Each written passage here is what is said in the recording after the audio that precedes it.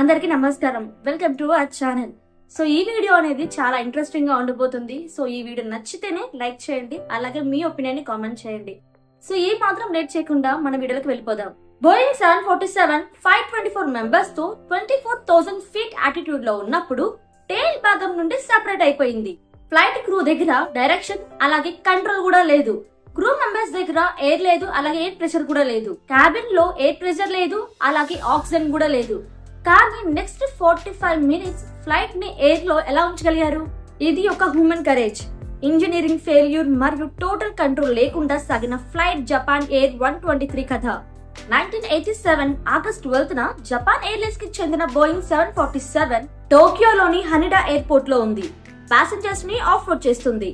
ఒక గంట తర్వాత అదే ప్లేన్ ఒసాకాకి తిరిగి టేక్ ఆఫ్ కావాల్సి ఉంటుంది. టోక్యో టు ఒసాకా డైలీ చాలా మంది ప్రయాణిస్తారు. కానీ ఆ రోజు ఓపెన్ హాలిడే సీజన్ వల్ల క్రౌడ్ ఎక్కువగా ఉంది.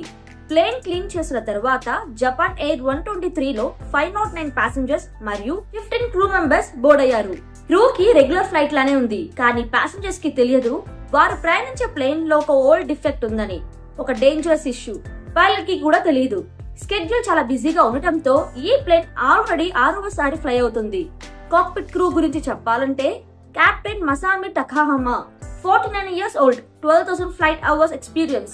First officer Yutaka Sasaki 39 years old, 3,900 hours experience. Captain promotion process లో ఉన్నాడు. Flight engineer Hiroshi Fukuda 46 years old. Pilot seat వెనక కూర్చొని టెక్నికల్ సిస్టమ్ ని మానిటర్ చేయడం అతని జాబ్. ఈ కాక్పిట్ క్రూ ఎక్స్పీరియన్స్ చూసినప్పుడు 509 ప్యాసింజర్స్ లైఫ్స్ సేఫ్ హ్యాండ్స్ లో ఉన్నాయని అనిపిస్తుంది. కానీ plane itself capable or not అనేది తక్కువ టైంలో తెలుస్తుంది.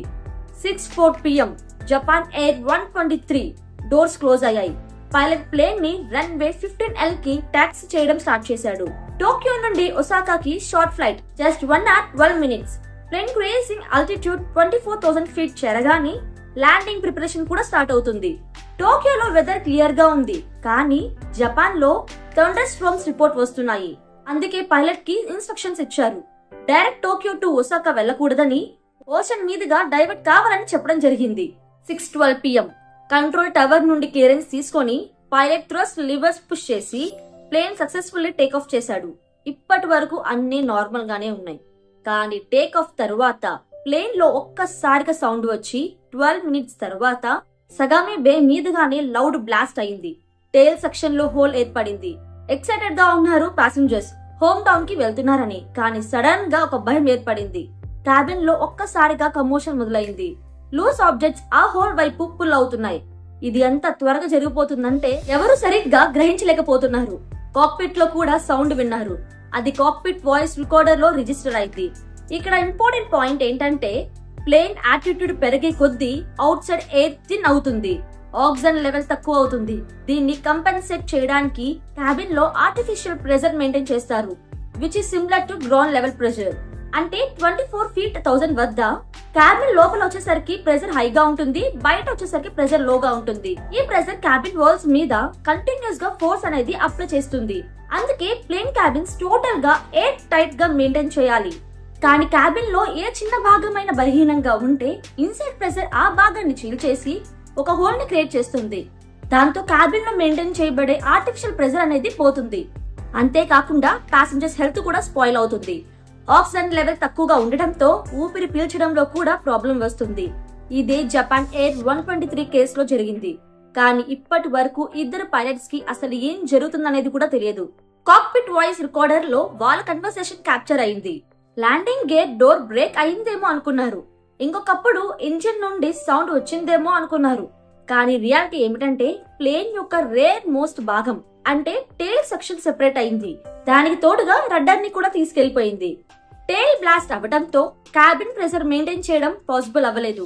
రడ్డర్ కూడా సెపరేట్ అవ్వడం అంటే ప్లేన్ పైలట్స్ కంట్రోల్ లో కూడా ఉండదు. రడ్డర్ అనేది టేల్ కి అటాచ్ అయి ఉంటుంది. ప్లేన్ యావ్ మూవ్మెంట్ ని కంట్రోల్ చేస్తుంది. యావ్ అంటే plane nose left right directions లో టర్న్ అవ్వడం. పిచ్ అంటే nose up or down movement. Roll అంటే plane turning side ways. So rudder లేకపోతే జపాన్ ఎయిర్ 123 ప్రాపర్ గా టర్న్ అవ్వలేదు. రన్వే అలైన్మెంట్ కూడా ఇంపాసిబుల్. కానీ మోర్ డేంజరస్ థింగ్ ఏంటంటే పైలట్ కి రడ్డర్ పోయిందని తెలియదు. ప్లేన్ స్టెబిలిటీ మొత్తం పోయింది. ఆటో పైలట్ కూడా స్టెబిలైజ్ చేయలేకపోయింది. ఒక గ్రౌండ్ ఫ్లోర్ విట్నెస్ ఈ ప్లేన్ వింతగా తిరుగుతుందని ఫీల్ అయ్యి ఫోటో తీశాడు. ఆ ఫోటోలో క్లియర్ గా కనిపిస్తుంది టెయిల్ నుండి రడ్డర్ మిస్సింగ్ అని. పైలట్ కు సిచ్యువేషన్ అర్థమయ్యే లోపే క్యాబిన్ క్రూ ప్యాసింజర్స్ కి ఎమర్జెన్సీ అనౌన్స్మెంట్ చేశారు. పైలట్స్ కి సీట్ బెల్ట్స్ వేసుకోమని చెప్పారు. కెప్టెన్ సిచ్యువేషన్ సీరియస్ గా అనిపించడంతో ఇమ్మీడియట్ గా ట్రాన్స్మిటర్ ఫ్రీక్వెన్సీ 703 పైకి మార్చాడు. ఇది universal distress signal.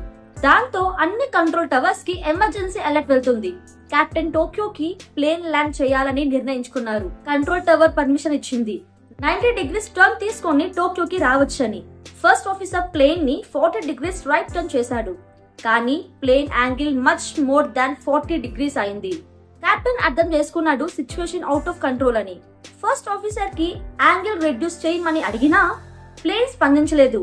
Pilot repeated గా ట్రై చేసినా ప్లేన్ ఇన్పుట్స్ కి రెస్పాండ్ కావటం లేదు. అప్పటికి ఫ్లైట్ ఇంజనీరింగ్ చెప్పాడు హైడ్రాలిక్ ప్రెజర్ తగ్గిపోతుందని.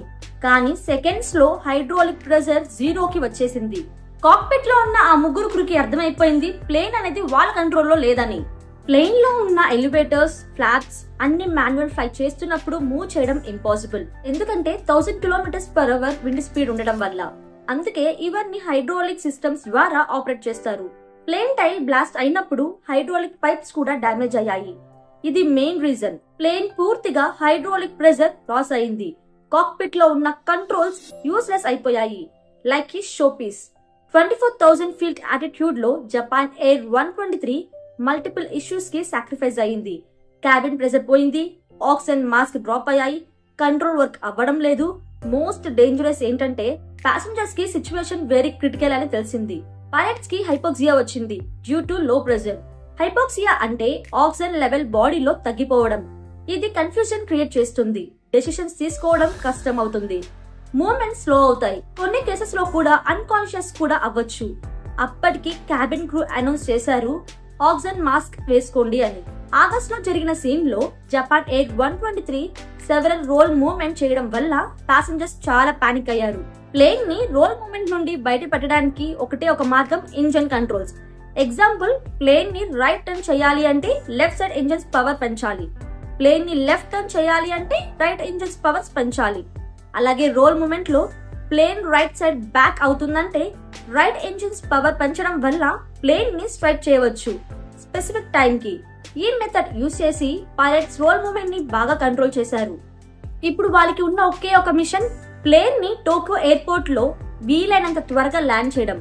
కానీ ఆ ముందు ప్లేన్ ని గ్రౌండ్ కి క్లోజ్ గా తీసుకుని రావాలి. ఎందుకంటే క్యాబిన్ ప్రెజర్ పెరిగిపోవడం కోసం. ఈ పర్పస్ కి ఎలివేటర్స్ వాడతారు. బట్ ఇవన్నీ హైడ్రాలిక్ ప్రెజర్ లేకపోవడం వల్ల పని చేయలేదు. సో కెప్టెన్ ఒక ఐడియా ఇచ్చారు, ల్యాండింగ్ గేర్ ని లో చేయడం. ల్యాండింగ్ గేర్ వల్ల ప్లేన్ లో ఎక్స్ట్రా డ్రాగ్ క్రియేట్ అవుతుంది. స్పీడ్ తగ్గడం జరుగుతుంది. బట్ ల్యాండింగ్ గేర్ ఓపెన్ అవ్వడానికి కూడా హైడ్రాలిక్ ప్రెజర్ అవసరం. అప్పుడు కెప్టెన్ డిసైడ్ చేశారు ల్యాండింగ్ గేర్ ని సెల్ఫ్ వెయిట్ తో ఓపెన్ ట్రై చేద్దామని. లక్కీగా అది ఓపెన్ అయిపోయింది. 6:45 కి జపాన్ ఎయిర్ 123 ఒక సిటీ ఒసుకి పై రౌండ్ చేసి ఆల్టిట్యూడ్ 24,000 feet నుంచి 13,500 feet కి తగ్గింది. ఈ డ్రాప్ చాలా సక్సెస్ గా కన్సిడర్ చేశారు పైలట్స్. క్యాబిన్ లో ఆక్సిజన్ అలాగే ప్రెజర్ ఇంప్రూవ్ అయింది. కానీ డేంజర్ ఇంకా కంప్లీట్ గా పోలేదు. ప్లేన్ ని టోక్యో డైరెక్షన్ లో రైట్ టర్న్ చేయాలి. కానీ ఇంజన్ కంట్రోల్స్ యూజ్ చేసి టర్న్ చేయడం పైలట్స్ కి చాలా కష్టం అవుతుంది. ఇంజన్ థ్రస్ట్ పెంచితే ప్లేన్ క్రాష్ అయ్యే ఛాన్స్ ఉంది. స్పీడ్ తగ్గిపోతుంది. స్పీడ్ ఎక్కువ తగ్గితే ప్లేన్ క్రాష్ అవుతుంది. ఇప్పుడు ప్లేన్ అన్విల్లింగ్ గా మౌంటైనస్ రీజన్ లోకి ఎంటర్ అయ్యింది. లో ఆల్టిట్యూడ్ లో ప్లేన్ ని టోక్యో డైరెక్షన్ లో టర్న్ చేయడం కంట్రోల్స్ లేకుండా ఆల్మోస్ట్ ఇంపాసిబుల్. 6:48 కి కెప్టెన్ చెప్పడం విన్నారు, టర్న్ రైట్, ముందు మౌంటైన్స్ ఉన్నాయి.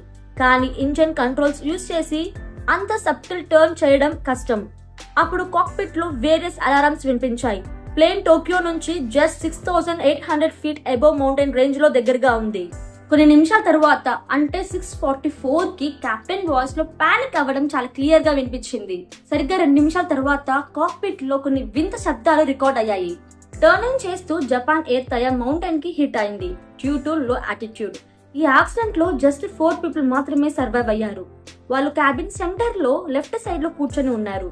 మిగతా ప్యాసింజర్స్ అండ్ క్రూ అందరూ కూడా ఈ హారిఫిక్ యాక్సిడెంట్ లో కోల్పోయారు. ఇన్వెస్టిగేషన్ లో తెలిసింది ఏంటంటే 7 years బ్యాక్ ల్యాండింగ్ టైంలో ప్లేన్ టైల్ రన్వేని హిట్ చేసింది. బోయింగ్ టెక్నీషియన్స్ దాన్ని రిపేర్ చేస్తూనే ఉన్నారు. టెక్నీషియన్స్ టైల్లో స్ప్లైస్ ప్లేట్ ని రాంగ్ గా ఇన్స్టాల్ చేశారు. ఇన్వెస్టిగేటర్స్ క్యాలిక్యులేషన్ ప్రకారం ఆ రిపేర్ క్యాబిన్ ని ఓన్లీ 11,000 ప్రెజర్ సైకిల్స్ కి సపోర్ట్ చేస్తుంది. But Japan Air 123 already 12,500 cycles ని కంప్లీట్ చేసింది.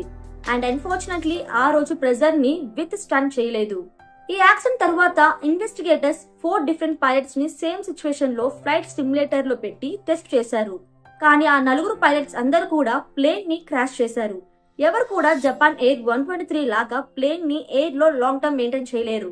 ఇది చాలా సర్ప్రైజింగ్ గా అనిపిస్తుంది కదా, ఎందుకంటే స్టిమ్యులేటర్స్ పైలట్ కి 2 బిగ్ అడ్వాంటేజెస్ ఉన్నాయి. 1, వాళ్ళకి ఆల్రెడీ తెలుసు ఆ ఇష్యూ ఏంటి అని. సెకండ్ ఏంటంటే వాళ్ళ మైండ్ లో ఫియర్ అలాగే డెత్ అనేది టెన్షన్ లేదు. ఇక్కడ ఉన్న కండిషన్స్ చూస్తే చెప్పడం తప్పు కాదు, కానీ జపాన్ ఎయిర్ 123 పైలట్స్ ఇద్దరు కూడా వాళ్ళ లాస్ట్ బ్రీత్ వరకు ట్రై చేశారు, ప్లేన్ ని కంట్రోల్ లో చేయడం వరకు. అండ్ ప్లేన్ ని 45 మినిట్స్ ఎయిర్ లో మెయింటైన్ చేశారు. సో ఇంతవరకు వీడియో చూసారు కదా. ఈ వీడియో మీద మీ ఒపీనియన్ ని ఖచ్చితంగా కామెంట్ సెక్షన్ లో కామెంట్ చేయండి. ఆ పైలట్స్ ఇద్దరు కూడా లాస్ట్ బ్రీత్ వరకు వాళ్ళు పోరాడిన ప్రయత్నానికి ఒక లైక్ చేయండి. అలాగే ఈ వీడియో నచ్చితే ఇలాంటి మరిన్ని వీడియోస్ మీకు కావాలనుకుంటే మర్చిపోకుండా మన ఛానల్ ని సబ్స్క్రైబ్ చేసుకోండి. And don't forget to share. Thank you so much and see you next video. Until then, take care. Bye bye.